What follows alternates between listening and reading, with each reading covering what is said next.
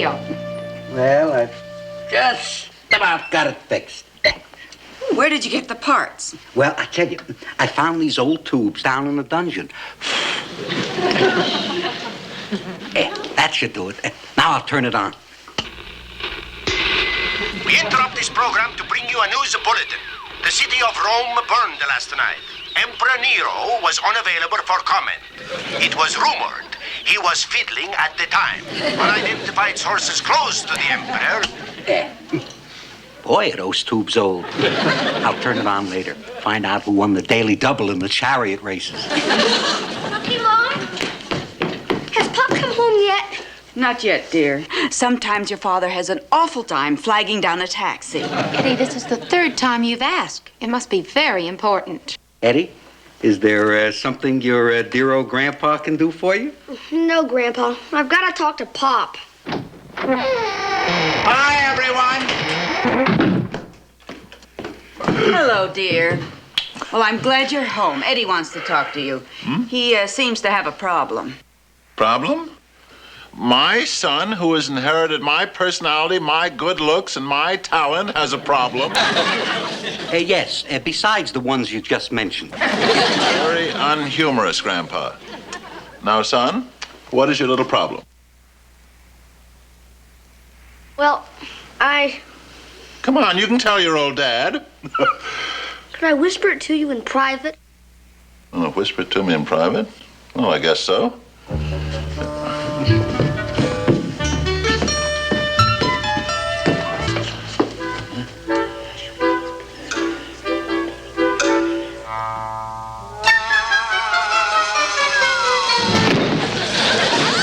They just fired on Fort Sumter!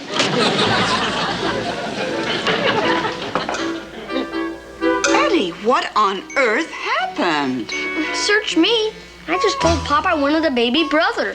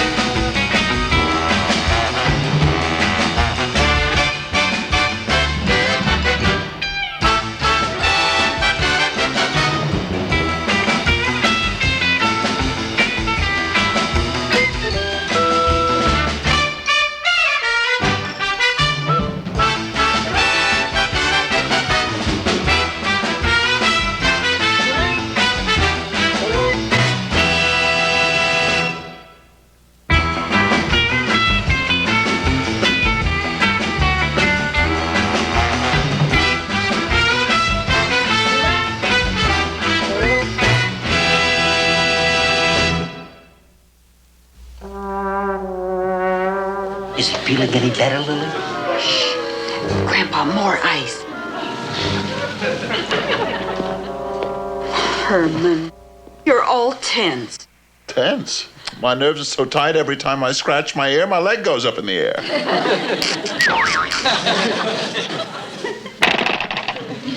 Baby brother. Gee. I have it all figured out why Eddie wants a baby brother. You see, it's only natural for a child to want companionship. Back home, I had a whole mausoleum full of brothers and sisters to play with. It's just a matter of companionship. I can take care of that. I'll become a pal to my son. Well, Herman, what about the age difference? Do you think it would work? Of course it would work. The key to the whole thing is to think as a child. And for me, that comes very easy. I'll show you. I'll show you. In no time at all, Eddie will have forgotten all about wanting to have a baby brother.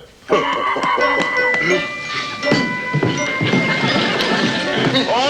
out, sin free!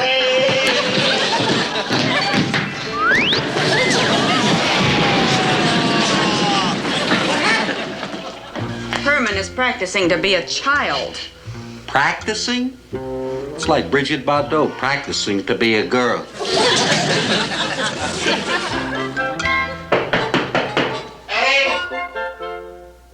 Eddie, it's your old buddy, Pop.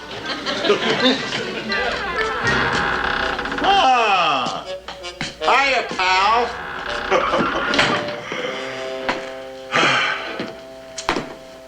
How are you, oh pal, oh pal, oh pal, oh pal?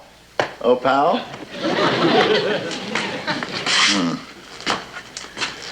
Well, look what we have here. Your model airplane. Say, I know. I'll be the pilot, and you be the man in the control tower. How about that? Doesn't that sound like neat fun? Huh? Sure, Pop. If you say so. Pilot to control tower, ready to take off, ready to take off. Eddie, you're supposed to say Roger, Wilco, and out.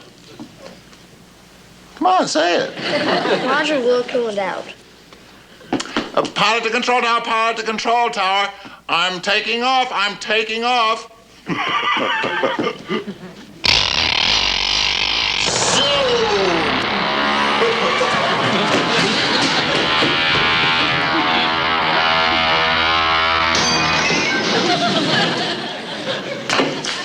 Now look what you did. You lost it. No, Eddie, I'm sure it's not lost. Let's go right downstairs and get it.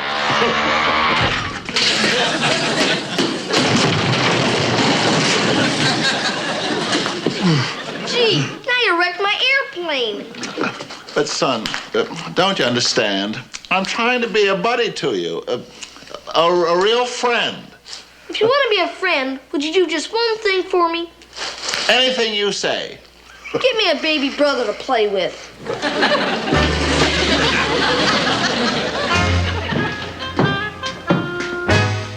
Hi, Herman. Herman. Oh, hi, Grandpa. Herman, what's the matter? You look like a zombie. Oh, thank you. But flattery is not going to cheer me up. Well, what's wrong? What's wrong? Eddie's what's wrong. He won't give up. He insists that I get him a baby brother. So I'm just going to have to talk to Lily about it. Oh, just like that, you're going to talk to Lily about getting a baby brother for Eddie. Well, I think it's a good idea if I let her in on it, too. Herman, a situation like this requires delicate handling. Be subtle. Go and get out some of Eddie's baby things. When Lily sees them, she will fondly recall Eddie as a baby. And she will suggest to you about enlarging your family. Grandpa, you're a thinking man's father-in-law. That's just what I'm going to do. I'm going to go up the attic and get out Eddie's baby things. I couldn't find any of Eddie's baby things, so I got my own out instead. But I guess they'll do just as well with Lily. Well, what do you know? My old teething ring.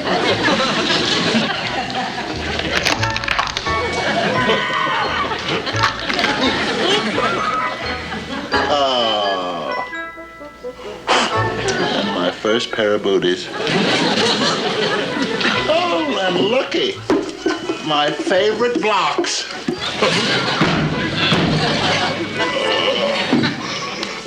Oh. And my baby bonnet. I wonder if it still fits.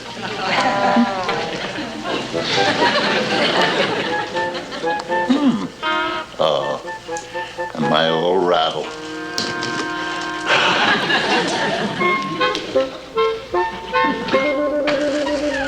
Good, do, boo, boo, boo. Do, boo, boo, do, boo, do, boo, boo, do, boo, boo. Do, boo, boo. Oh, I was afraid of this. It took 151 years, but it finally happened. Well, what's that at, Lily? Herman is in his second childhood. My, I didn't think Eddie's airplane hit him that hard on the head. I'll take care of this. Herman Munster, what are you doing? What am I doing? Don't you get the picture? Da da gubbo da bo de gubbo. I get the picture. I get the picture of you being hauled off to the Flaky farm. Did it? That's not the picture at all. I'm just giving you a subtle hint that Eddie wants a new baby brother to play with. Oh, Herman, let's be logical about this. All right, let's be logical. I can't be logical when you're wearing that stupid bonnet. Sorry, dear. There. First of all, Eddie is 9 years old. I'll go along with that. If we had a baby now, by the time it was 9 years old, how old would Eddie be? How old would Eddie be? Well, he'd be about, he'd be almost, there's only one answer, isn't there? Yes, dear. He'd be 18. I'll accept that answer. Now, by the time the new baby was 18, Eddie would be 27 years old. Now, you see how it would be? Lily, you know you're right. Why would an old man like Eddie want to play with a little kid? Well, that's not exactly what I meant. But you get the idea. Wait a minute. Lily, I have the solution. What? You and I will have a 9-year-old baby and get a head start on the whole thing. Herman, you are impossible and childish. Lily, don't you call me that or I'll hit you with my rattle.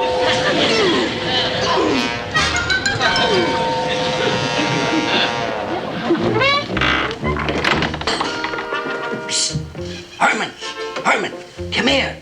Grandpa, your idea did not work. Lily didn't take the hint at all.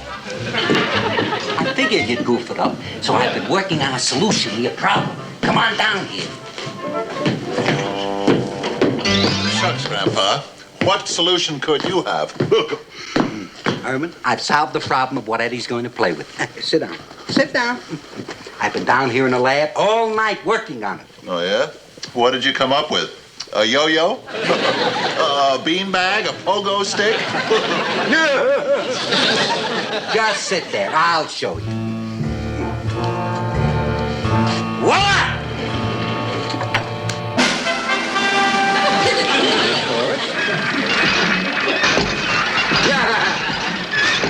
Boris, say hello to your new daddy.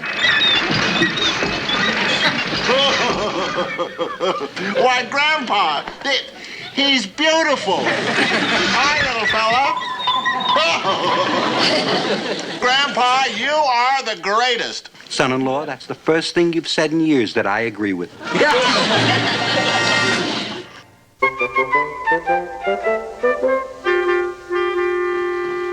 Aren't you two having fun together? Oh, isn't it heartwarming to see such a wonderful friendship developing? Having fun, Boris? It's real neat playing with this construction set. If we lose one of the parts, we can borrow one of Boris's.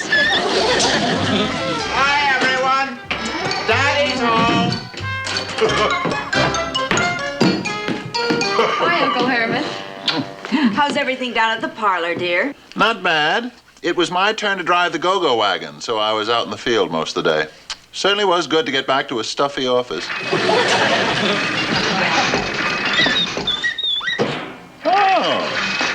Oh, thank you, Boris. Thank you very much.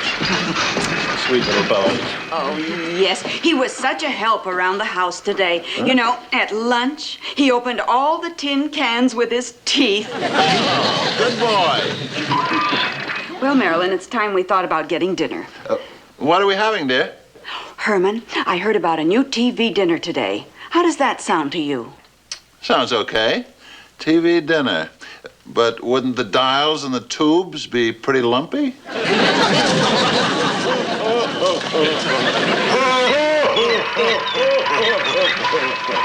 Come on, Marilyn. Well, son, how are you? I'm okay, I guess. Oh, and hi, Grandpa. How are you, old chum, old pal, old buddy, old friend? You don't have to lay it on, Herman. You can have the comics.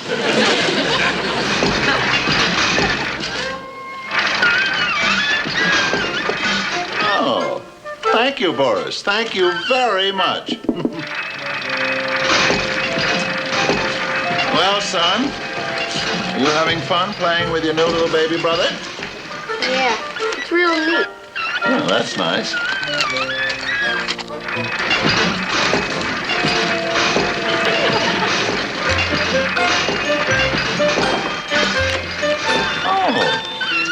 Oh, thank you. Thank you very much. I must say, you certainly are a very thoughtful and considerate little fella.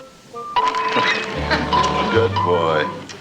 You know, Edward, your new little baby brother certainly is polite. Yeah, he sure is. This is a delicious dinner, Aunt Lily. Oh, thank you. I thought Chinese food would be good for a change. More filet of dragon, Grandpa? Well, thank you. Goes good on a chilly day. Edward, you haven't eaten one thing on your plate, young man. I don't feel like eating. Maybe he doesn't feel well. He isn't green around the gills like he usually is. Nonsense. Eddie, you clean your plate. Look at Boris. He cleaned everything off his plate like a good little boy. He even ate his spinach. He knows the value of iron in his system. And stop picking at your food. And sit up straight like Boris. Boris, Boris, Boris! Boris, Boris, Boris, Boris,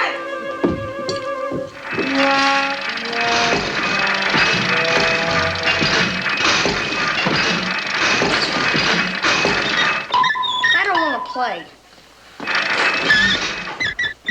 I said I don't want to play! Oh, Eddie, well, that was uncalled for. Now you march upstairs and put your jammies on. Boy, everybody hates me! Oh, just for that, you can't take your cold water bottle to bed with you tonight.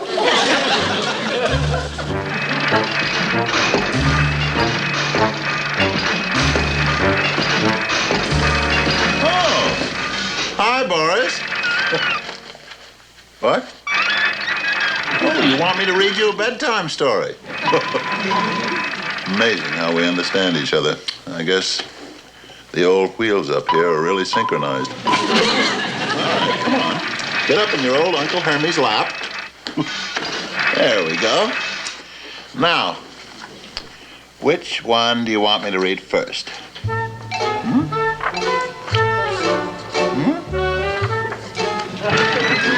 Oh, this one. Goldilocks and the Three Bears. Oh, good. That's my favorite one, too. I can hardly wait until they make it into a movie with Doris Day.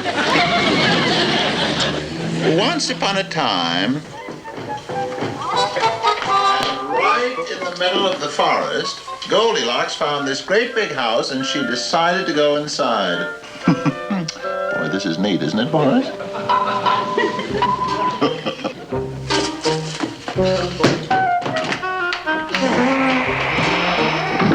And then the middle-sized bear said, "Who's been sleeping in my bed?" And then the teeny-weeny-weeny tiny bear said, "Who's been sleeping in my bed?" And then they all went into the... Poor little Tyke's sound asleep. That's quite understandable, Herman. He's been pretty wound up all day. Oh, Herman, Eddie isn't in his room. Oh, I sent him up to bed, but he's not there. What? Eddie's gone? He can't be. Sorry, Boris, I didn't mean to wake you. Marilyn even looked in the attic, and he's not hanging from the rafters. Quick, Grandpa. You go that way. Lily, you go that way, and I'll go this way.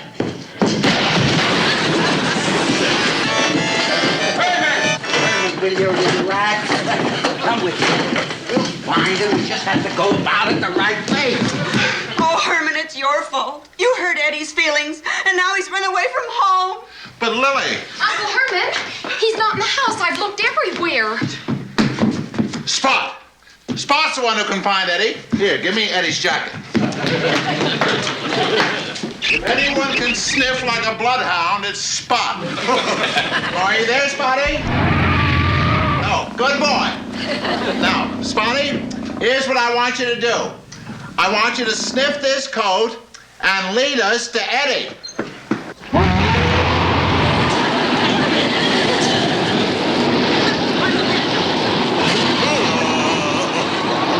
With a sniffer like that, he can't miss. You'll find Eddie, Spot. Go fetch.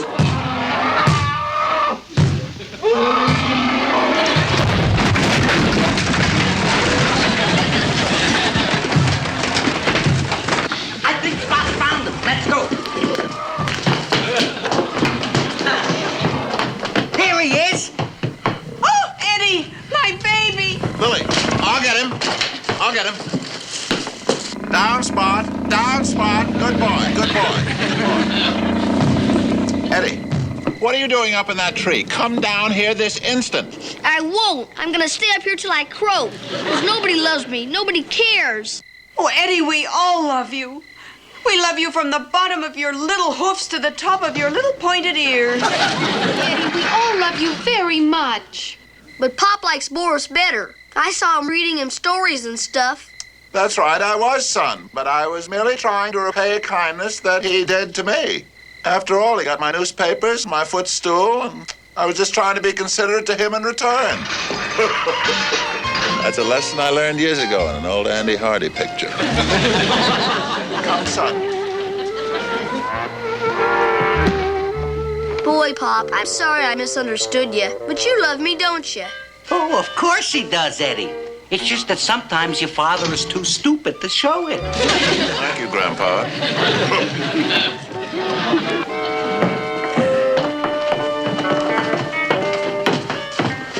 Eddie, your little Betty bite will feel good. I changed the lining today.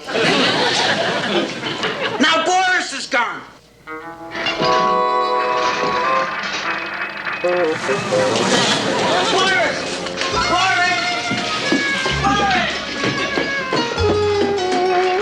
Boris! Boris! Wait! Wait, Boris! Don't go! Be a good boy. Stay right here. Oh, he certainly looks like he was serious about running away. Oh, boy, you ain't kidding. Look at this. He took his oil can and his wrench with him. Boris, how could you do this to your own family? How could you leave your happy, happy home? Oh, you thought that you were responsible for Eddie leaving home. But you weren't, Boris. It was all my own fault. I was acting like a real dope. Please don't run away. You won't, will you? You know something? You're the greatest playmate a guy could ever have. Oh, see? He thinks you are one, too.